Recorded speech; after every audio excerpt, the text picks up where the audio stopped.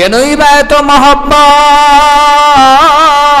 যার জন্য তোমার এত মায়া, এত মহব্বত, যার জন্য দেশ থেকে বিদেশ গেলাম, টাকা পয়সা করে সব কিছুই করলাম, ওই স্ত্রীও তোমার আপন হবে না, বলবে আমার বিয়েই হয় নাই। আর আপনি কে আইছেন? মা ডাক দিয়া বলবে, যেই মা আল্লাহর পরে পৃথিবীতে সব চাইতে বড় মায়া, ওই মা কিয়ামতের দিন বলবে আমার কোনো সন্তান ছিল না, কে তুমি? তুমি আমার থেকে বিদায় হয়ে যাও। মাও পলায়ন করবে, বাবাও পলায়ন করবে, বন্ধু বান্ধব সবাই পলায়ন করবে।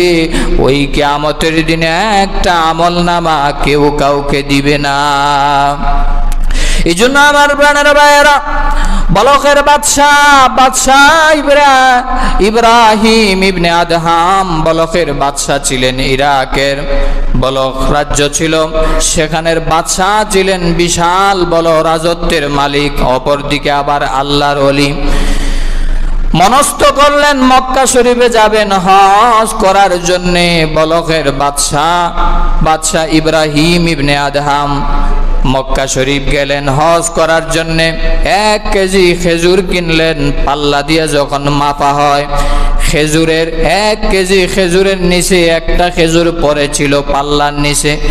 বাদশাহ ইব্রাহিম ইবনে আদহাম মনে করলেন খেজুরটা মনে হয় আমার, নিজের মনে করে খেয়ে ফেললেন।